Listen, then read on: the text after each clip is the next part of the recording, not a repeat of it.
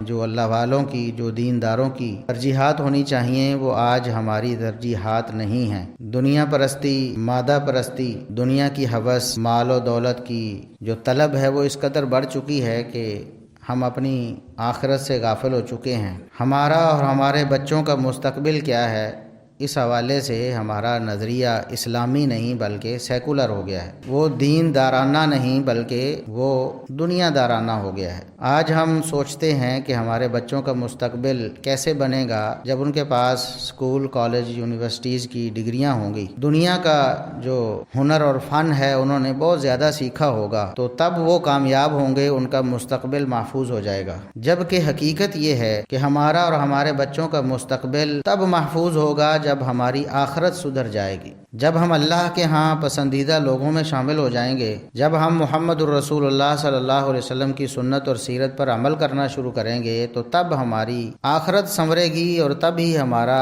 مستقبل وہ محفوظ ہوگا۔ دنیا میں جو دوڑ لگی ہوئی ہے آج کل، وہ اسی لیے ہے نا، بہتر سے بہتر کی طرف ہم بھاگتے ہیں، زیادہ سے زیادہ کی طرف ہم لپکتے ہیں۔ آخرت جو ہے اس کو ہم نے بھلا دیا ہے۔ اللہ رب العزت نے قرآن کریم میں بار بار اس چیز کا تذکرہ کیا ہے اور انسانوں کو یہ بات یاد دلائی ہے کہ دنیا کی زندگی یہ عارضی اور فانی ہے، حقیقی جو زندگی ہے اور ابدی اور دائمی جو زندگی ہے وہ اخروی زندگی ہے۔ تو جو دنیا میں رہتے ہوئے اپنی آخرت جس قدر سدھار لے گا اسی قدر وہ کامیاب ہے، اور جو دنیا کی زندگی کو ہی سب کچھ سمجھ لے اور آخرت سے غافل ہو جائے، اس سے بڑا بیوقوف کوئی نہیں۔ یعلمون ظاہرا من الحیات الدنیا، اللہ رب العزت فرماتے ہیں کہ یہ جو بظاہر انہیں دنیا کی زندگی نظر آتی ہے، بس اسی کا علم ان کے پاس ہے، اسے وہ جانتے ہیں کہ یہ ہمارا مستقبل ہے، یہ ہماری بہتری ہے، یہ ہماری کامیابی ہے، جبکہ آخرت سے وہ غفلت میں پڑے ہوئے ہیں۔ انسان آخرت سے غافل ہیں۔ اگر ہم اپنی دنیا اور آخرت دونوں کامیاب بنانا چاہتے ہیں اور اپنے بچوں کا بھی مستقبل محفوظ بنانا چاہتے ہیں تو اس کے لیے ضروری ہے کہ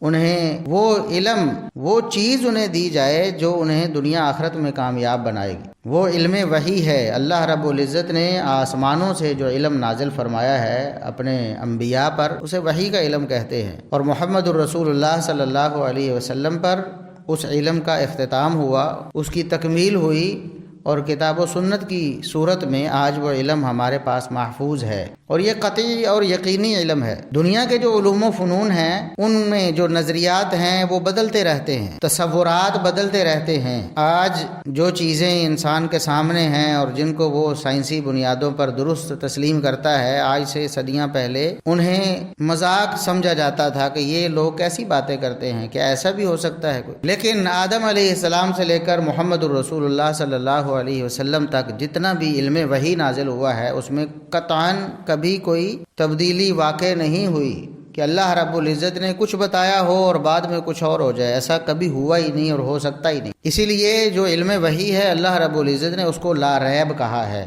ذالک الکتاب لا ریب فیہ۔ یہ جو وحی ہے اللہ رب العزت فرماتے ہیں اس میں کوئی شک و شبہ ہے ہی نہیں۔ جن علوم و فنون کے پیچھے ہم بھاگتے ہیں، چند سال، اب تو ترقی کا یہ حال ہے کہ چند سال بعد وہ بوسیدہ ہو جاتے ہیں۔ جو ہنر آج سے پہلے دو عشرے پہلے، 20 سال پہلے کسی نے حاصل کیا تھا، 30 سال پہلے، آج وہ ناکارہ ہو چکا ہے، اور لوگ کہتے ہیں کہ اس دور کے مطابق جو ٹیکنالوجی ہے اس کو سیکھنا شروع کریں تب آپ دنیا میں کامیاب ہو جائیں گے۔ یہ دنیا کے علوم و فنون کا حال ہے، جبکہ جو آخرت کا علم ہے، جو علم وحی ہے، وہ اٹل ہے، وہ لا ریب ہے۔ وہ اللہ رب العزت نے فرمایا لا تبدیل لکلمات اللہ، اللہ کے کلمات میں کوئی تبدیلی نہیں ہو سکتی، وہ ہمیشہ ہمیشہ کے لیے بالکل ایکوریٹ ہے، اس میں کبھی کسی قسم کی کوئی کمی بیشی ہو ہی نہیں سکتی۔ تو جہاں ہم اپنے بچوں کو ان کا مستقبل محفوظ کرنے کے لیے ہم دنیا کی تعلیم دلواتے ہیں، وہاں ان کی آخرت کا بھی کبھی ہم نے سوچا ہے، کبھی ہم نے دینی تعلیم کے لیے بھی ان کو وقف کیا ہے، کبھی ہم نے یہ بھی سوچا ہے کہ اللہ کے دین کا علم جو علم وحی ہے، جو حقیقی کامیابی ہے دنیا آخرت میں، کیا وہ بھی ہمارے بچوں کے پاس ہے یا ہمارے پاس ہے؟